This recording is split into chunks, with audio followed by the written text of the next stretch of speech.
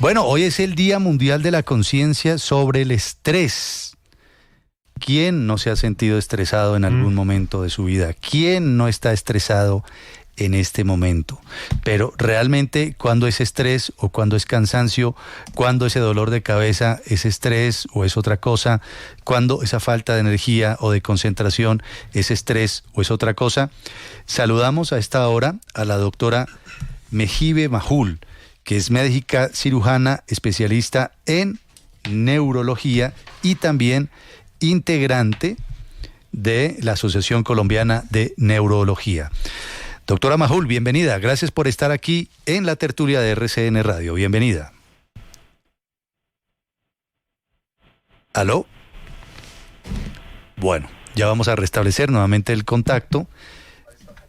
Ahí. ¿Me escucha? ¿Aló? ¿Sí? Sí, te estoy escuchando perfecto. Bueno, me alegro mucho. Eso, el que usted me escuche perfectamente, me quita mi estrés, ¿sabe? Me calma, me relaja, no me pongo yo a improvisar alguna cosa. Ay, sí, a patinar. Sí, Claro. a patinar, como decimos en el lenguaje de la radio. ¿Ahora qué hacemos? Y entonces todos mis compañeros saltan inmediatamente a ¿Usted no se apoyarme. imagina lo que puede ser eso, doctora? Sí, no, imagínese. Bueno, doctora Claro. Majul, ¿cómo está usted? Cuéntenos sobre la conciencia sobre el estrés a la cual se quiere llegar en este día tan especial. ¿Cuáles son esos síntomas de que estamos padeciendo realmente estrés o demasiado estrés? Bueno, Juan Manuel, a toda la audiencia de la tertulia, un saludo especial en el Día Internacional de la Conciencia del Estrés, y porque realmente tenemos que tener conciencia, ¿sí? Y teniendo conciencia hay personas que sí son conscientes que lo padecen, pero otros no. Y el estrés hoy enferma y el estrés hoy nos mata. Entonces, ¿cuáles son los momentos precisos en que el estrés comienza a ser un detonador de enfermedades en los seres humanos? Cuando los agentes estresores se hacen crónicos y permanecen más de una semana y alteran todos nuestros sistemas biológicos. Entonces puedes comenzar a sentir taquicardia, insomnio, síndrome de fatiga crónica, dolores de cabeza, vértigo, porque alteras todo el mecanismo biológico del cuerpo y alteraciones gastrointestinales. Doctora, pero digamos los episodios cortos de estrés también tienen consecuencias graves en la salud. Bueno, eso es importante esa pregunta porque el estrés es necesario, o sea, no lo vamos a satanizar. Yo creo que tú necesitas un nivel de presión natural y diario en la vida para cumplir tus expectativas y tus metas de cada día, o cuando tienes metas a corto y a largo plazo, para cumplir tus proyectos, para cumplir tus metas, para cumplir tu propósito de vida. Tú necesitas de esos niveles de cortisol dentro del organismo que son naturales y hemodinámicos para poder cumplir con las expectativas de vida del día a día. Ya, doctora, fíjese que hay personas que dicen que nunca han tenido ningún episodio de estrés o que son cero estresadas y tal. Son marcianos. Sí, pero luego tienen algunos ataques, digamos, como de ansiedad y piensan que, o no saben que son ataques de ansiedad o de estrés, sino que piensan que es algo físico. ¿Cómo se da cuenta uno de esos síntomas de estrés, digamos, para personas que no están acostumbradas o tal vez no lo aceptan?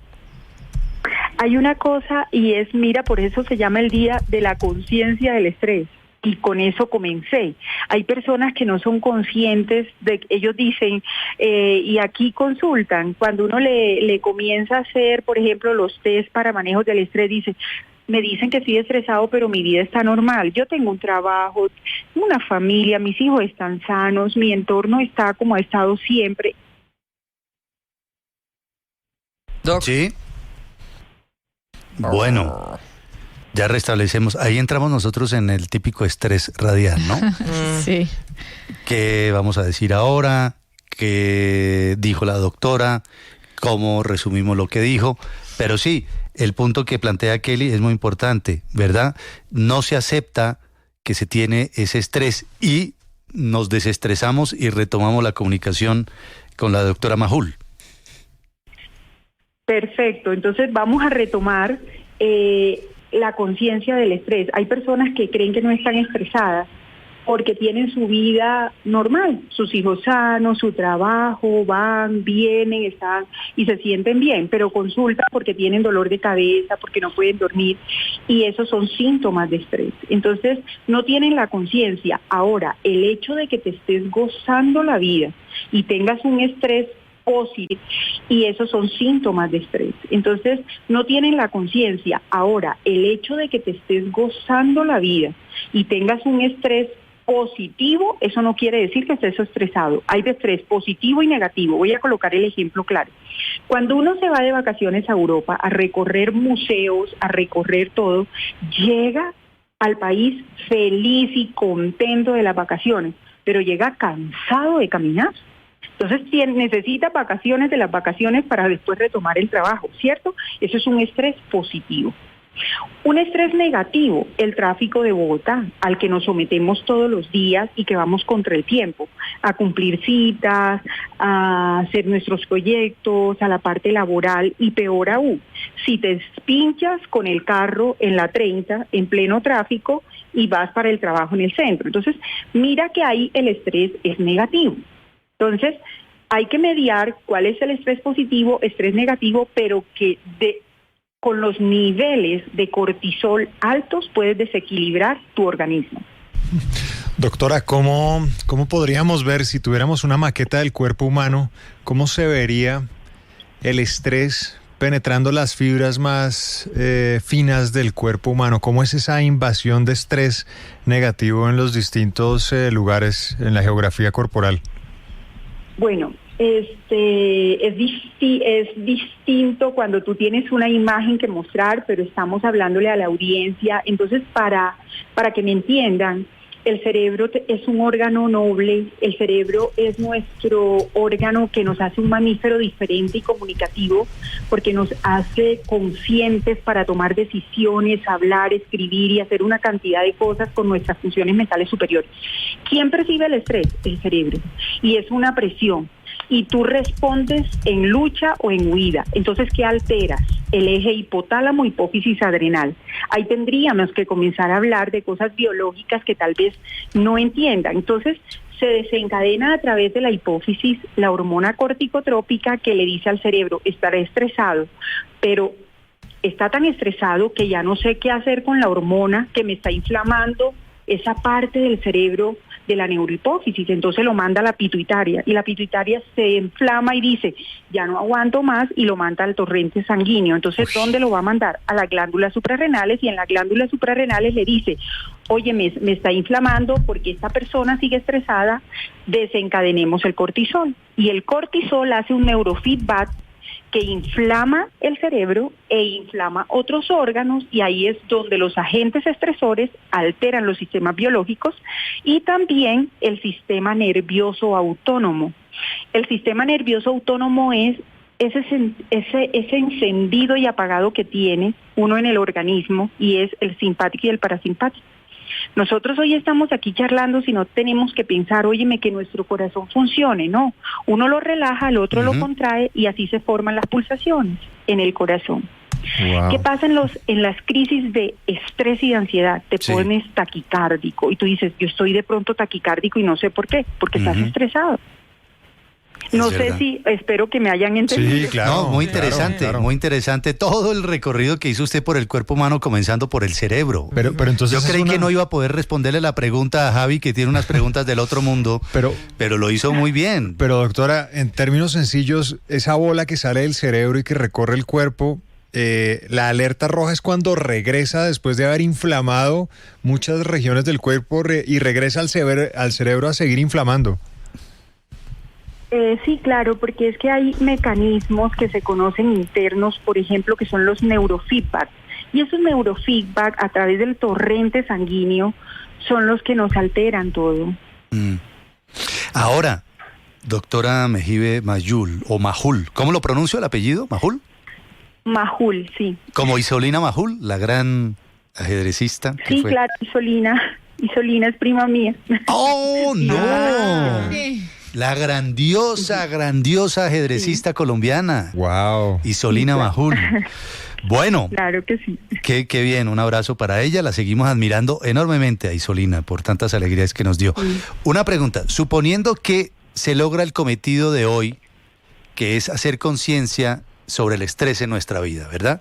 Que estamos realmente padeciendo estrés, que esa falta de sueño, que esos problemas de memoria, que esos dolores o achaques frecuentes o dolores de cabeza o falta de concentración pueden obedecer a estrés. ¿Existe en realidad, usted que es médica cirujana, con un especialista en neurología, que además ha trabajado el tema del Alzheimer, en fin, ¿existe en realidad algún tipcito, algo que lo ayude a uno a enfrentar el estrés, por ejemplo, así sea corto? Porque una de las expresiones del estrés es la taquicardia, ¿verdad? Sí, sin duda. Y a partir de ahí la taquicardia puede desencadenar otras cosas, y dice uno, miércoles, me voy para la clínica, algo me está pasando. Mentiras, cálmate. Es lo primero que le dicen a la gente, ¿no? Claro. Cálmate, hermano, cálmate, vieja, tranquilo, fresco. ¿Existe algo en la práctica que ayude a enfrentar ese, por decirlo así, ataque de estrés? Claro que sí. Mira, somos lo que pensamos y somos lo que comemos, dormimos y cómo nos movemos. Entonces, ¿cómo lo puedes manejar con hábitos de vida? En somos lo que pensamos, ¿cómo tú gestionas tus emociones para que no llegues a estar en shock? Porque las crisis de pánico sí dan por estrés. Y entonces sales corriendo a urgencia. Cuando sales corriendo a urgencia es porque ya te has sentido enfermo, ¿eh? Ya el cuerpo entra en shock. Sí. Entonces, antes de eso es cómo vamos a gestionar nuestra manera de pensar y cómo vamos a gestionar nuestras emociones. Lo contrario al cortisol que está desencadenando el estrés es la oxitocina. Entonces, lo que tú pierdes en situaciones estresantes son los hábitos de vida. Y lo más difícil de disciplinar es nuestra manera de pensar. Uh-huh. Como el hombre piensa, es su corazón, porque como son tus pensamientos, es tu actitud y tu accionar. ¿Qué tenemos que gestionar ante situaciones estresantes? Pensamiento adecuado y nuestras emociones. Sí. Algo así como la famosísima actitud positiva, o eso es pura carreta. Pensamiento positivo, o eso es real. Yo creo que hay que llevarlos a pensamiento adecuado. De hecho, en algunos talleres yo lo menciono, y es cuando uno tiene hábitos de pensamientos muy negativos, es contraproducente contra el estrés. Por ejemplo, cuando tú tienes unas situaciones estresantes laborales, lo primero que tú haces es alterar las relaciones porque de pronto hay un conflicto laboral. Uh-huh. O respondes en huida o en lucha. O lo resuelves y lo confrontas, o renuncias al trabajo y te vas. Uh-huh. Y yo a veces le digo a mis pacientes, y cuando estoy en talleres, detente, acuérdate que las lijas en la vida que te enseñan a ser mejor persona son necesarias para crecer y madurar. Entonces, esta situación estresante, aprovéchala para el bien. Sé proactivo, no reactivo. Uh-huh. Eso es distinto. Claro, es muy distinto. Pensamiento adecuado. Claro. Más que pensamiento positivo o actitud positiva, no, es pensamiento adecuado lo que ha usado la doctora Majul. Pues muchas gracias. Aquí podríamos quedarnos conversando un largo rato. Es un tema bien interesante. Lo importante es hacer énfasis en ello, en la conciencia sobre el estrés y cómo afecta nuestra vida. Ella es Mejibe Majul, médica cirujana, especialista en neurología, y es vocera de GIL Colombia, y además trabaja en el Hospital San José. Bienvenida y gracias por su tiempo, por acompañarnos. Muchas gracias, Juan Manuel, y un abrazo. Y saludos a Isolina, gran Gracias. deportista colombiana.